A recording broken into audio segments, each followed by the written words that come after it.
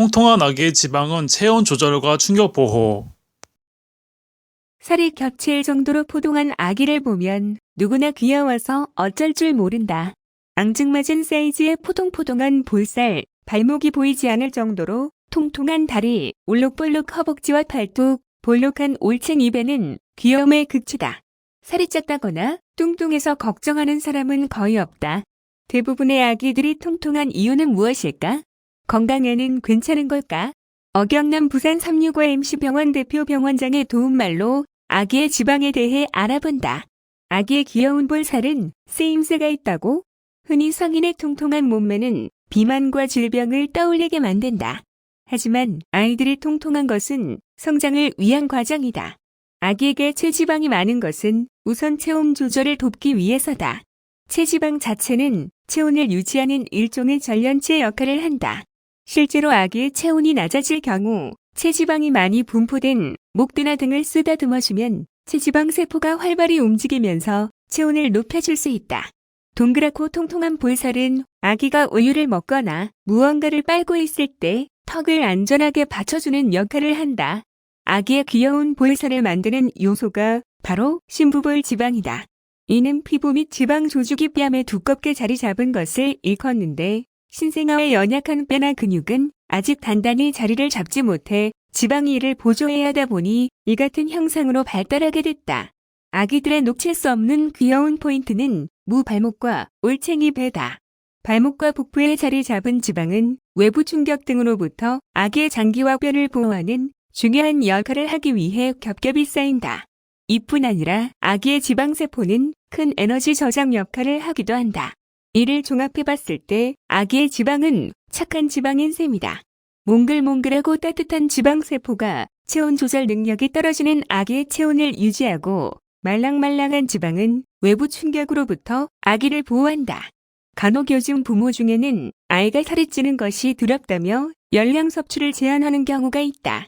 소아 비만이 되면 이후 성인이 되어서도 다이어트가 힘들다는 사실이 널리 알려지면서다. 어 병원장은 갓 태어난 아기는 짧은 시간 안에 큰 성장을 이뤄나가는 만큼 단순히 살이 찌는 게 두려워 성인처럼 열량을 제한해서는 안 된다며 아기에게는 양질의 영양분 공급이 중요한데 지방 역시 주요 영양소이자 성장에 도움을 준다는 사실을 잊어서는 안 된다고 강조했다. 이어 아기가 열량을 제대로 공급받지 못하고 영양이 결핍되면 지방 유전자인 FTO가 망가져 오히려 소아 비만으로 이어질 가능성이 높아지고 정서 발달에도 악영향을 끼친다고 지적했다. 아기 땐 귀여운 지방은 성인 되면 무조건 나쁠까?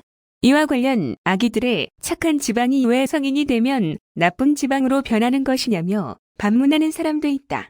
어 병원장은 성인이 된다고 지방의 긍정적인 역할이 사라지는 것은 절대 아니라며 지방세포가 과도해지며 비만해지고 착한 지방이 아닌 문제가 되는 백색 지방이 더 활성화될 때 문제가 되는 것이라고 설명했다.